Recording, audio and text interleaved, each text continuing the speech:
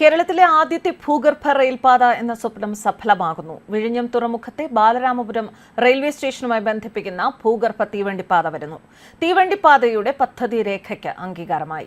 നിർദ്ദിഷ്ട outer ring road Balaramapuram Madavoor പാറയിൽ വെച്ച് റെയിൽ റോഡുമായി ചേരും. തുറമുഖം പ്രവർത്തന സജ്ജമാകുന്ന സമയത്ത് കണ്ടെയ്നറുകൾക്ക് ദേശീയപാതയിൽ സഞ്ചാര സൗകര്യമൊരുക്കും. തുറമുഖ റോഡ് ദേശീയപാതയിൽ വന്നു ചേരുന്നയിടത്ത് മീഡിയൻ മുറിച്ചാകും ഗതാഗത സൗകര്യമുണ്ടാക്കുക.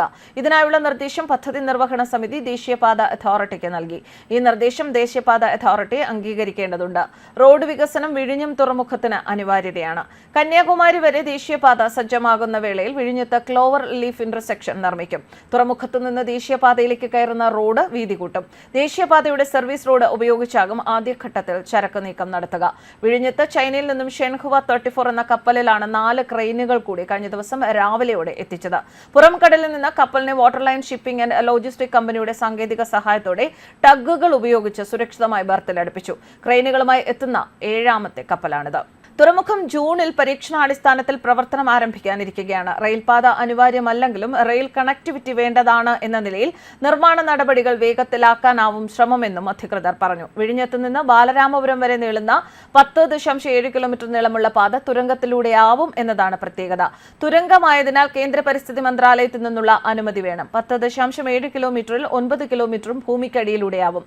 വിഴിഞ്ഞം കരിമ്പള്ളിക്കര ഭാഗത്തു നിന്ന് തുടങ്ങി വിഴിഞ്ഞം മുക്കോല ബാലരാമപുരം റോഡിന് സമാന്തരം ഭൂഗർഭപാത കടന്നുപോകുന്നു എന്ന് അധികൃതർ പറഞ്ഞു. കരിമ്പള്ളിക്കര ഭാഗത്ത് വന്നിറങ്ങുന്ന പാത ഇവിടുത്തെ ജനജീവിതത്തെ ബാധിക്കാത്ത വിധം തൂണുകൾക്ക് മുകളിലൂടെയാവും തുറമുഖത്തേക്ക് നീളുക. ഇതിനായി 1/2 ഹെക്ടറോളം ഭൂമിയും വേണ്ടിവരും.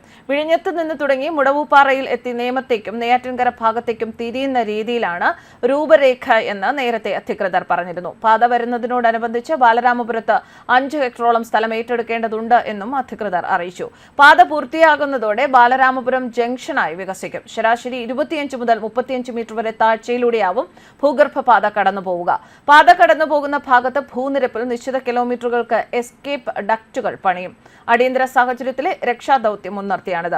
കൊങ്കൺ റെയിൽ കോർപ്പറേഷൻ നിർമ്മാണ ചുമതലയുള്ള പദ്ധതിക്ക് 1200 കോടി രൂപയാണ് വകയിരുത്തിയിട്ടുള്ളത്. ബാലരാമപുരത്തിന് ഇതോടെ ഒരു പുതിയ മുഖം വരികയാണ്. ഒരു ഭൂഗർഭ റെയിൽപാത കേരളത്തിൽ തന്നെ ആദ്യമായാണ്. അത് ബാലരാമപുരത്ത് തലസ്ഥാനത്ത് എത്തുമ്പോൾ അത് ബാലരാമപുരം എന്ന ആ പ്രദേശത്തിന് നൽകുന്ന വികസനം ചെറുതല്ല. വിഴിഞ്ഞത്ത് തുറമുഖം വരുമ്പോൾ തന്നെ തലസ്ഥാനത്തിനുണ്ടാകുന്ന മാറ്റങ്ങൾ, വികസന രംഗത്തുണ്ടാകുന്ന മാറ്റങ്ങൾ നിരവധിയാണ്. അതോടെ തലസ്ഥാനത്തിന്റെ മുഖഛായയ്ക്ക് തന്നെ ഒരുപാട് മാറ്റങ്ങളാണ് വിഴിഞ്ഞം തുറമുഖത്തിലൂടെ എത്തുന്നത്. ഇപ്പോൾ വിഴിഞ്ഞം തുറമുഖത്തെ ബാലരാമപുരവുമായി കണക്ട് ചെയ്യുന്ന ഈ ഭൂഗർഭ റെയിൽപാത വരുമ്പോൾ തന്നെ ബാലരാമപുരം ഒരു ജംഗ്ഷനായി വികസിക്കും. അതുവഴി ധാരാളം ചരക്ക് നീക്കത്തിനുള്ള അവസരങ്ങൾ കൂടി ബാലരാമപുരത്തെ ഈ ഭൂഗർഭ റെയിൽപാതയിലൂടെ സജ്ജമാവുകയാണ്.